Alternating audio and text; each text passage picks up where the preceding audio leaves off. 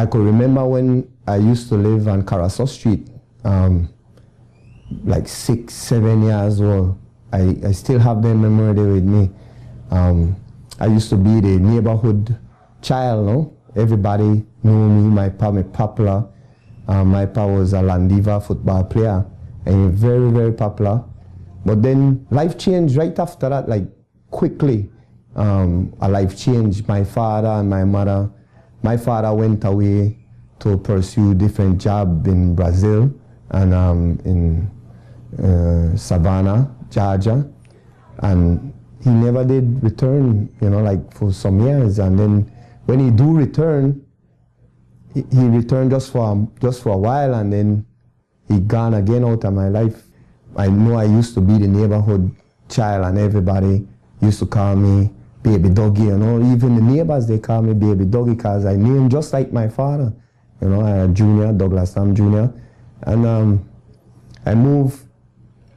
My aunt come one day and she just took me to her house. And at this young age, you can't say nothing because you get whipped. You can't ask no question, to adult. You can't disrespect adult because even your neighbor could beat you. You sit down on the step and play with them and thing, and lunchtime come.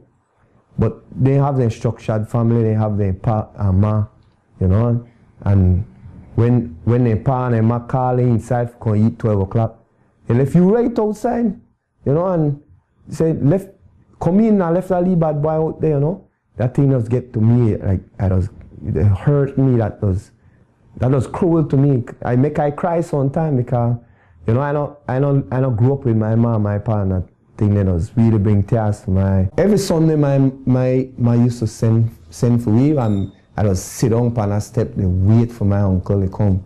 And as I sit there, I run off for my uncle, and they come, pick me up, and then they carry me to my mom. And we spend the whole Sunday with my mom. I go from early, like about 7 o'clock, my uncle had done come because we have to go to church. My granny, my mom make sure I go to church. So, like, I was glad for God and my mom. The age of like 13, I start to meet my street friends there, because that not only me one run away and go to the street and just come back home. I start to meet other people where they out there, and then I start to stay longer. I go swim with them, we go swim. And some of them go in a hostel, and I end up start to go hang out the hostel because my friends they're in a hostel, but I know they're in a hostel. 15, my father friend come back home, come live, and he take me to the Keys, 15 years old, and that where like my life started to change back now. Started work at Turner Fire and Lodge, and as maintenance, and he started teaching me mechanic, and how to work on outboard engine and work on diesel engine.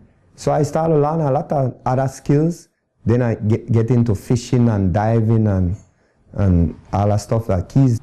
I come home back to Belize when I 21, and then I'm really into cycling. I like cycling, so I go blow behind the cycle race, and I asked Dwayne Arnold to give me a hand, and Ellen Stone Jam Hyde. And Jam know that I there on the street corner, they hang out and thing, and I go with him, go work when at the club. So Stone Jam, he tell me, well, you have to start to go sleep early, you can't bleach out like that to become a cyclist. So my friend, when he and me done on the street, he take me off of the street and buy me a bike, buy me a better bike because the bike I had me loan broke. So he buy me a better bike, and all these things they happen like within just months, like after 2 months, and then I started training with Michael and Charlie, and he become like my father because he make sure I don't go on the street, go hang out. He make sure I don't go to the club again. He just pretty much tell me I don't go and do any things, and I become self-disciplined towards it because I started to see a better life. I started to see people, they appreciate me. Something where like you'll search for all your life, you'll search for, they kind of feeling there, and it become something that you look forward for every day. So the more you do good, the more people support you. Today now I am a full-time father.